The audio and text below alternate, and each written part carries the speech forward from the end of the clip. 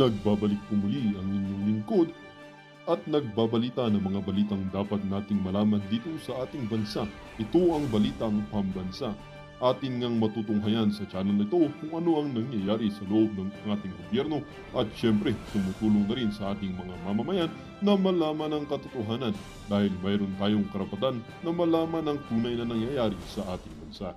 Ngunit bago natin panoorin ang balita, huwag niyo pong kakalimutan na mag-subscribe sa ating channel at pindutin ang notification bell para lagi kang maging updated sa ating mga bagong videos na ina-upload araw-araw.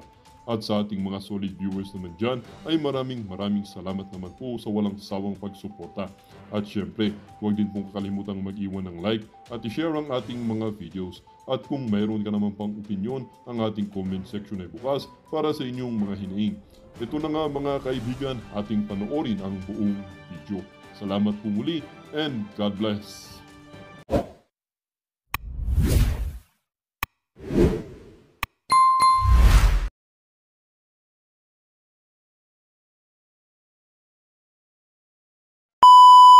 Ng pananahimik ng mga buwaka ng ina, pera galing kay Lisa Tanas, galing kay Bangag. The reason why, tignan nyo ang buhay nyo sa Pilipinas, tignan ninyo ang kapaligiran ninyo, masdan nyo, kaliwat kanan ang krimen, 3-5 ang pulburon, ang pang-addictus.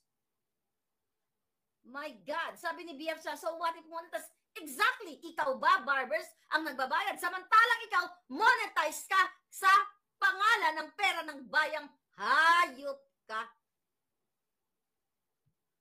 Linti ka. Nami kayo pang buyayawon. Ano pinagsasabi ng mga ito, mga palangga? Yun nga, definitely ang gusto nila ay iko-contempt nila ang ating mga palangga. Ulitin ko po sa inyo, ang pagmumura ay hindi po yan libelous. Unless na may nakadikit na inventong kwento. Na katulad ni sino yung kanina nag-comment? Si BF Channel ba yon? Si Palangga. Sinabi ko si BF Channel. Ikaw, Jut, kunyari lang Palangga Okay, Jutang Genimis ka. Nakita kita. Okay, na ikaw ay nakipagkalantari kagabi kay ganito, ganyan. Tapos nagnako ka pa ng ganito, ganyan. Ginawa kong kwento kasi gusto ko lang magpasikat. Libelous yan. May mali siya yan na gusto mong sirain, i-harm ang ni BF Channel. Okay? Ang kanyang, ang kanyang reputasyon. Pero kung sinabi ko, baka nang ina nyo lahat. Kayong mga tiwali sa Kongreso, nilulustay nyo ang pera ng bayan, public interest yan. Ibig sabihin, hindi ko yan ginawa dahil trip-trip ko lang. Kaya ako sinabi yan kasi nakikita ko. Nung sinabi ko na si Lisa Tanas ay kumukubra sa smuggling, nangidnap, hindi yan ginawa ni Maharlika o sinabi ni Maharlika with actual malice. Yan ay factual. Mga julol. Nami pamit ko na mga itlog nyo, mga linti ka mo. Tignan lang natin dito mga kababayan. Andito na ba? Aha. Wala pa. Magpapapress con kasi. Okay. So, para sa inyong kaalaman, itong mga 40 or less than 40 some vloggers, less than kami yon ay nagpupulong-pulong kami nung mga nakaraang araw pa na talagang ibo-boycott namin yung mga buwaka ng inang yan. At instead na pumunta dyan sa kanilang contempt committee hearing, di ba? Ay minabuti naming dumulong sa Korte Suprema. Hindi pala ako kasila lang mga palangga. Okay, hindi pala ako kasali. But I'm part of the communication. So yan mga kababayan. Ano ba pinagsasabi ng mga inayupan ko na pinapanood? Okay. Online class lang, sabi ni Miss Spicy. Ayun na nga mga kababayan. Ano ba napansin nyo doon na sasabihin ko? Okay. At ang ginagawa namin, ito hindi, paano kami naging fake news? Magkaiba kasi ang vlogger sa mga Jotang Genimes na mga tiwaling, mga journalist. Okay, mga bayaran journalist. Pag vlogger kasi more on commentaries, opinion, feelings, frustration, and everything. Ang kasi, ang mga mga journalist may sinusunod silang 5Ws and 1H. So ibinabalita nila talaga yung mga mga pangyayari, 'di ba? Mga pangyayaring may kinitil dito sa Pasig, ganyan. Anong oras, 'di ba? When, what, ano ang nangyari? Where, saan? Who, sino ang biktima? 'Di ba? So yun yung and how, paano siya ginurgur? Hindi ganoon ang ating pamamaraan dito sa pagbablog natin. Ako dito, more on mura sa mga bangag.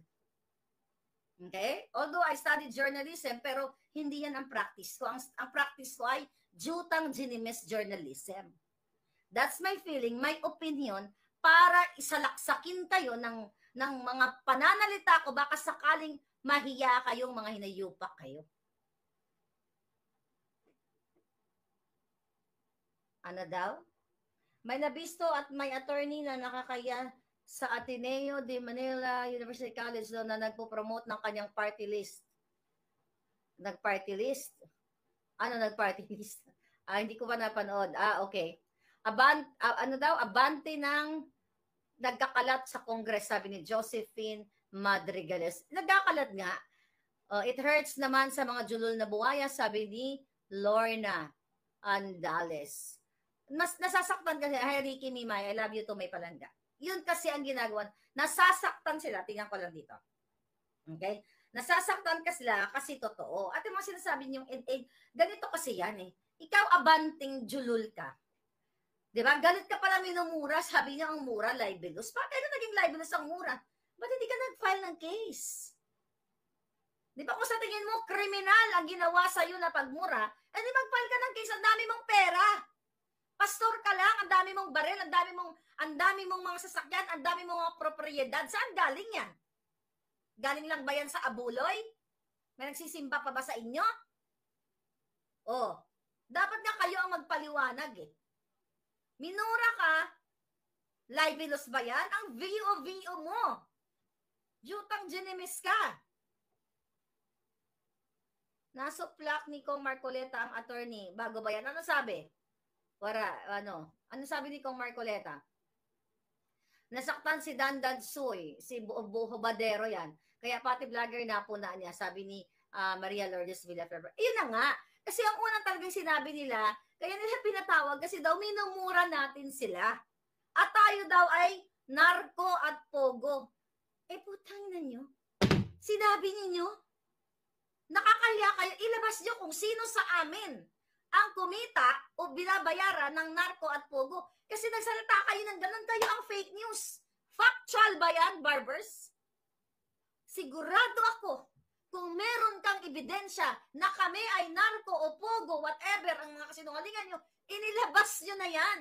Kaso kayo ang tunay na nagpapakalat ng fake news. Dahil wala ni isa sa vloggers na pinatawag ninyo na narko o galing sa narko ang kanilang pera o whatever. Meron yang mga dugyot, insimada vloggers na kumikita. Kaya nga ang iba dyan bumabaliktad. From Duterte supporters kasi natakot sila na baka masama sila dito. Alam nyo bang na-anticipate na natin ito? Diba? Nakakasuhan sila ni Lisa Tanas gamit ang mga proxy cases. Kung sino nakikinabang sa nakaw sa pera ng bayan, narko-pogo, ang mga ensimadang dugyot. Yan ang mga dugyot na yan, mga inayupak na yan. Kung sino-sino yung mga yan, yan ay mga walang hiya. Yan ay lumalamon, bawat butil. Nagsitabaan na nga daw, may nag-message sa akin, halos pumutok na ang mga katawan nila galing sa Malacanang. Saan galing ang pera ng Malacanang? Sa pera ng bayan, sa pang-bribe, sa pogo, at sa lahat ng mga smuggling. At kung gusto nyong imbestigahan talaga na mga trolls na yan, ngayon lang pumunta kayo sa page ni Lisa Tanas at ni Marcos Jr. Ang mga nagko-comment, trolls. Dahil yan ang pinag-usapan ninyo na may mga politiko na nagbabayad ng sa tanginan nyo. Kunwari pa kayo. Magkano binabayad sa trolls? Ang hirap sa Pilipinas. Kaya dapat mayroon talagang gumawa ng you know what I mean? Dapat talaga may gumawa ng bagay na matigil na ang lahat ng mga demonyong ito. Dahil hanggat nandiyan ang mga yan, hindi makakalaya ang Pilipinas, ang Pilipino sa mga sindikato, sa mga mafia, kartel na mga katulad ni Lisa Tanas at ni Bangag. The reason why ako ay pinadala ng assassins dito, ako ay pinakasuhan ng patong-patong para ako ay patahimikin. Siyempre nga naman, di ba? Naku, nanginig na si Marlica, walang pira yan. Pero contradicting yung mga sinasabi. Sabi ni Eric Silvestre, ako daw nakapangasawa ng apam na mayaman. Hoy! Ang apam, nasaan ka na? Uy, nasaan na may apam ba dito na naman? Shout out, baka naman may ereto kayong apam dyan sa akin. Dato ba? Ang ina, para magkatotoo na yan, para bongga-bongga tayo, libre ko kayo lahat. Anyway, kidding aside, mga palangga. Okay? Ay, nako. Sabi ni Boy Hubad na marami daw ng negative comments sa gathering nila sa Laguna at hindi daw totoong tao ang mga nag-comment. 24K pero negative against sa kanya. Trolls daw ayaw tanggapin na ayaw sa kanya ng tao. Exactly. O, tama. Thank you, Alexandra. Sukang-suka sa'yo ang tao, hubadero. Maliban sa VOVO ka. Sukang-suka sa panggigipit nyo dyan, sa Huwad Committee na yan, at sa Tridor Committee na yan. Kayo ang tunay na makapili, taksil na dapat burahin sa lipunan. Ay yawa, mga pisting yawa ang rod. Mga giatay, mga alpot patotot. Ang gulo-gulo ng mga sabot. Okay, visit. Ay, nako. Pag-makeup nga. Ay, nakabuti ng 120/80 ang aking blood pressure. At buti na lang. Okay, fresh na fresh ako ngayon.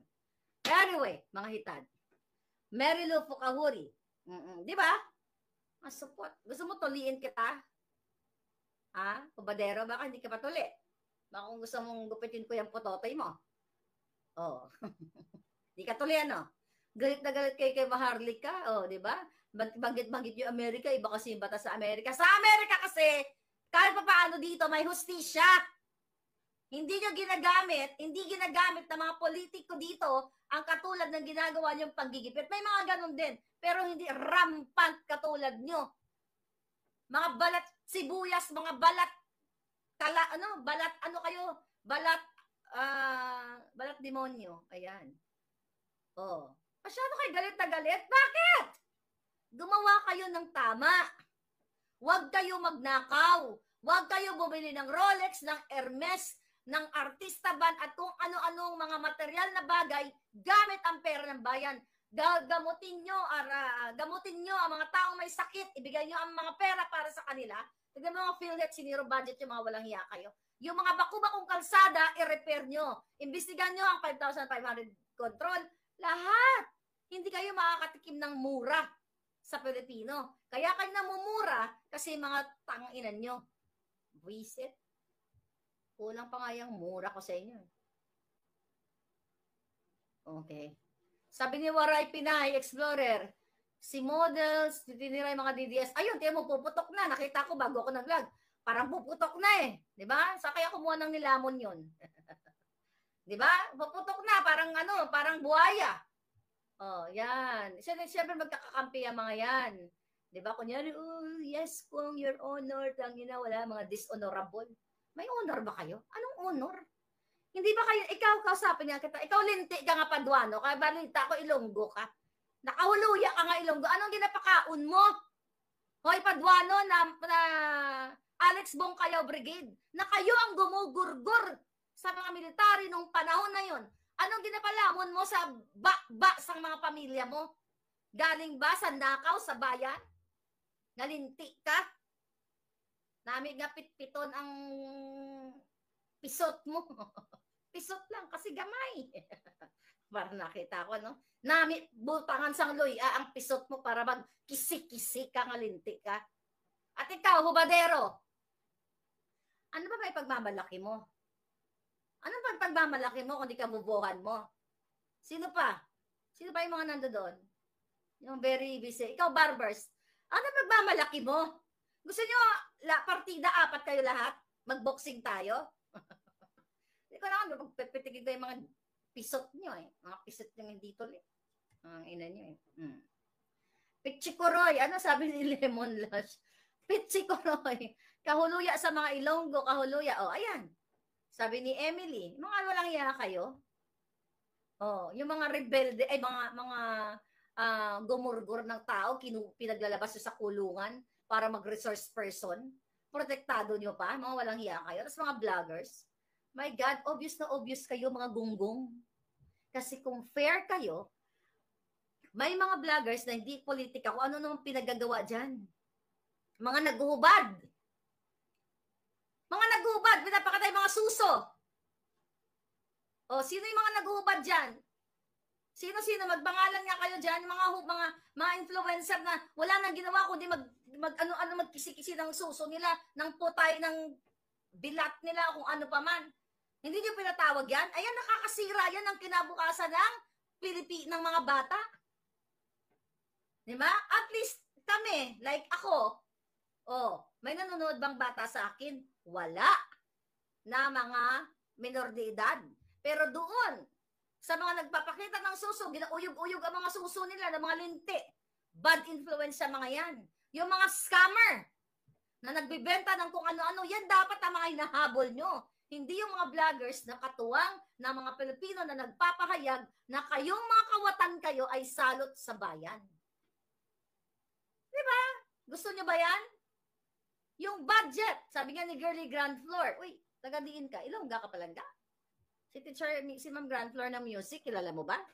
Anyway, kakahayag na ng hearing today, dapat bayan ang inuuna, pansariling interes ang inuuna na wala naman ang kaso sa 2025 budget. Ito na nga ay diversion. Road diversion, ika nga, pagko-cover up sa issue ng bicameral report na binlangko, intended na binlangko, unconstitutional, criminal, budol-budol, kaya nilagyan nila ng mga figures na halos mahigit 1 trilyon, kung di ako nagkakamali, yung mga blanco na yon para nakawin ng Marcos Bangag administration. Yan dapat ang dinidinig dyan sa committee, jutahang committee na yan. Diba? Ruro, LG, I know. Mayawa yung mga yan. No? Gusto mo pang anayin ko yung mga ano yan. Galit sila sa vlogger, sabi ni Maria Luz Esmeralda. Ilang palangginging. Oo, galit sila sa vlogger kasi natatamaan sila dahil totoo. Yan, nililis nila sa vice cam. I believe sooner or later, pag nasa itaas ang kumilos, wala nang kawala ang mga crooks na yon, sabi ni Ningning Swartcheck. Ay, pag dumating na yung mga mangkukulam, baka gurgur na lahat yung mga yan. You'll never know. Diba? Pinapadisbar si Attorney Trixie, bawak po. Oo nga, isa pa yun. Thank you. Tingnan mo, hindi na pumunta si Attorney Trixie dahil sinasabi ni Attorney Trixie na parang nag-decline siya na pumunta doon dahil yun nga, yung kanilang hearing na yun ay hindi naman in aid of legislation, kundi para i-curtail o supilin ang ating mga malayang pagpapahayag, malayang pananalita. Ulitin ko, mga kababayan, ang pagmumura sa mga politiko ay karapatan ninyo. Kaya sabay-sabay tayo jutang ginina kayong lahat na mga politiko. Mga baka ng Ginemes, 10 ng inyong pamilyang lumalamon sa Kabadambayan. Baka ng Ginemes ninyo. O, diba? Kasi hindi po yan bawal. Hindi bawal ang pagmumura. Well, you know, kapag nasa, nasa mga formal-formalan na lugar, sa simbahan, hindi ka na magmumura. Pag nasa simbahan ako, nagdadasal ako, pero 8 years ago na yata ako nagsisimba. Dahil sa mga jotang dinimis na mga paring manggagahasa din. Kaya hindi lahat, okay? Alright? Ano pa? DDS Vlogger here, sabi ni Jom Alon TV, wag po kayo matakot. Magmura kayo. If you feel like it, go ahead. Hindi yan libelous. Nasa sotol, kung dito, ay hindi pala sotolo. Sa freedom of speech natin yan. Huwag kayo matakot sa mga yan. Pag inaway ka, sumbong niyo sa akin, kukulamin ko. Kukulamin ko yung mga yawa na yan. Sugurin natin mga social media natin nila para matauhan yung mga yan. Kaya nga sugurin niyo sa social media. Murahin ang murahin at ipaintindi niyo. Sabi nung una ni Attorney Tracy, willing daw siya to attend to teach them and enlighten them with the legislation. Kaya nagulat ako, di pala siya nagpunta. Pinadisbar pa ni Rebel Paduano. Eh yun na nga, pero meron naman, lumapit nga sila sa Supreme Court. And I hope, actually, I'm monitoring nga, may mga, nag-uusap kami sa grupo namin. Diba? Inaabangan ko nga sila kasi may press conference sila ngayon. Okay? May press conference sila ngayon at pumunta ka sila sa Korte Suprema para hilingin na pigilan ang mga jejemon. O, tapos ang sabi pala ni Hubadero, karapatan naman nila yun na lumapit sila sa Korte Suprema pero may mga batas na eh. Anong batas? Ano sinasabi mong batas, Hubadero? Wala ka nga alam sa batas. Bigkasin mo muna yung country ng yung country, bigkasin mo muna ng country, not country. Country. Alput. Ay, nako. Nakalak ang mga social media nila, sabi ni Visayas Warriors. Hindi ba nga takot? Hoy! Buksan niyo ang mga social media para armalaitin namin kayo ng mura. Diba? O tuwing umaga, mumurahin ko kayo. Yung sa House of Representatives, bakit nga pala naka-off ang comment section niyo sa YouTube? Diba? Ilabas niyo para makita niyo yung boses ng bayan. Then pag nakita kayo ng troll na minura kayo, di sabihin nyo troll or whatsoever, pala nyo ng kaso, well, hindi naman libelous again ang pagmumura. Kaya sinabihan siya ni Atty. Panelos sa country niya, hehehe. Sabi ni Cooking Kata Recipe, talaga ba? Ayan, hindi ko narinig. But, you know, laban ito ng bawat Pilipino. Tama ka, 11 verse 11. Kasi, okay. Ito, mayroon ng balita. Okay. Nag-send sa akin yung group, 4 minutes. Ito, buti binalita ng ABS-CBN.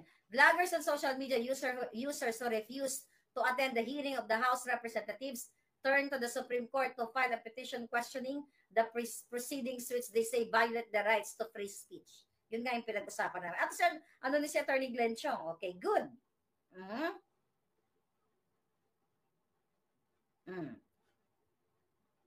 Ano na ni si Attorney Trixie? Ayan, SMNI, just in. Social media influencers, abogado at political bloggers na pinatawag sa House. TRICOM sa issue ng umano'y disinformation at fake news, naghain ng petition for certiorari sa Korte Suprema laban sa Kamara, ilang committee at chairman nito. Hiniling nila sa Supreme Court na agarang ipagbawal ang pagbabanta sa freedom of speech ng mga petitioner. Exactly. Kasi kung sinasabi ni Abante na nilibel siya o dinifame siya pala ni Joey, di sana pinailan niya na ng kaso. Minura ka lang naman eh. Nasa gaguhan mo eh. Gusto kasi nila talagang manggipit. The reason why, ipakukulong, ikukontempt nila. Yun ang utos ni Lisa Tanas. Yun ang original plano nila. Katulad ng ginawa nila o ginagawa nila kay Colonel Grijaldo na hanggang ngayon ay nakakulong sa Station 6. Wala kang laban eh. Kasi meron silang parliamentary immunity. Hindi ka pwedeng lumaban sa kanila ng head-on. Why? Hindi sila makukulong, hindi sila makukontempt. Yung mga resource person, pwede nilang ikulong. So unfair. Kung wala sanang ganyan, na ikukontempt nila, edi harapan tayo head-on. Nagtatago sila, nagkukubli sila dun sa parliamentary immunity ng mga hinayupak nila. Nagcontempt si Marcoleta. May contempt si Marlica, isang lawyer. Good! Meron ba? Nanood ba kayo? Kasi nanood, walang kwenta kasi kanina. Kaya, sino yun? Sino ang kinontempt? Sinong lawyer ang kinontempt? Yung guest speaker? Okay. Yung nget pa? Gusto lamang ni Abante pumunta ang mga vloggers para makaganti. Yung attorney na taga Bicol. Di good! Congratulations! Ano ba sinabi? Kung reasonable ang pagkukontempt, then okay yon. Kung reasonable. Pero kung but I don't think sa caliber ni Congressman Marcoleta, hindi yan abusado. Hindi yan magkukontempt katulad ng mga walang hiyang ito. Ang meron lang power ng mga abuso ng kanilang kapangyarihan dyan sa Kongreso, ng kanilang mandato, ay itong mga aso ni Lisa Tanas. Contempt na ba? Bakit ano sinabi? Ano sinabi daw? Sige nga. Ano sinabi? Comment nyo dyan at mag-react ako. Bakit nagmura ba doon? Anong sinabi niya? Yeah, hanggang sa Congress tayo, hindi ako magmumura doon kasi ano yun eh, siya may proper decorum. Ang nakala mo naman. Mga dishonorable. Wala decorum yung mga yan. Dapat nga barbaric na lang tayo eh. Matira matibay. Kasi sila mga nasa gobyerno, ginagamit nila ang kapangyarihan ng batas, pera ng Pilipino, hindi tayo makalaban. Pero kung barbaric age tayo, ngipon sa ngipon. Di ba? Ayawa. Ano sabi?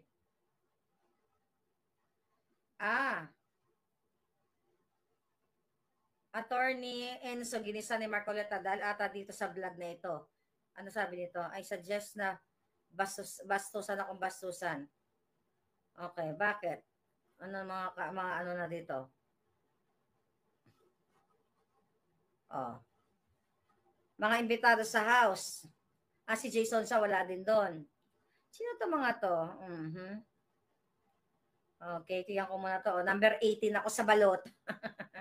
Number 18, Claire Eden Contreras, Maharlika Boljaquera. Wala naman ako na-receive na invitation. Hoy, hubadero! Balatan ko yung... Imbitahin mo ako, dali. Hindi kita tatawaging hubadero. Tsak-tsakero lang. Imbitahan niyo ako. Nagmamanikluhod ako sa inyo. Imbitahan niyo ako. At payagan niyo ako na magsalita sa Zoom. Tanungin niyo ako kung anong gusto niyong itanong. At sasagutin ko kayo. Walang script na katulad ninyo. Walang tingin-tingin sa cellphone. Hindi katulad niyo, isang one-liner lang na mga pananalita, nakatingin pa kayo sa inyong mga script. Mga hinayupak kayo. Palibasa, may script kayong sinusundan. Naka-zoom kanina yung mga yon. Bakit hindi niyo ako payagan? Nasa Amerika yung isa doon eh. Nanumpa ba yon? Saan siya? For sure, wala siya sa embassy. Kaya kung fair kayo, hinahamon ko kayo, tawagin ninyo, bigyan nyo nga ako ngayon. Ngayon, nag-hearing pa ba sila? Sabi ko nga, pipigilin ko tong vlog na ito eh. Number 18, wala po ako natanggap na invitation galing sa mga gonggong na to. Takot lang kayo siguro, no? Mahubaran kayo. Yung bunganga ko pa naman, Armalite yan. Loaded. Punong-puno. Ay, nako. Manlilin lang daw sa attorney, hindi niya napaliwanag kaya na-contempt. Di ganon, di bumaliktad. Akala siguro nun, ikakampi, kasi kakampi ni Bangag yun eh. Sino yung mga doon, mga kakilala ko? Kakilala ko to halos to mga to lahat. Wala din si Jeffrey Celis, wala rin si Mr. Real Talker, ayan o. Yung 39. Yung 39, yun yung na-contempt. Okay. Yung iba hindi ko kilala. Konting-konti lang naman ang hindi ko kakilala dito. Wala daw power. Ano daw? Ano sabi? Hindi pa daw na-contempt. Baka kino-contempt pa lang. Wala daw power si Marcoleta na mag-contempt. Okay, tamo? Walang power na mag-contempt. So, pinigilan na naman ng mga huwad members o tuwad o traidor. Kita mo walang power, sila may, I don't know kung anong ano niyan. So, ibig sabihin, kapag kakampi nila yung vloggers, hindi nila iko-contempt. Pero pag minumura sila ng vloggers, contempt agad. Unfair treatment. Pang-abuso sa kapangyarihan ng batas. Panggigipit, pangsisiil, pangsisikil, pangsusuppress, pananakot, paninindak, pangangaras, name it. Ano pa ba?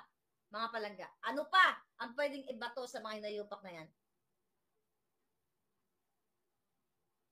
Ang tamlay ng TRICOM nilangaw, sabi ni CC.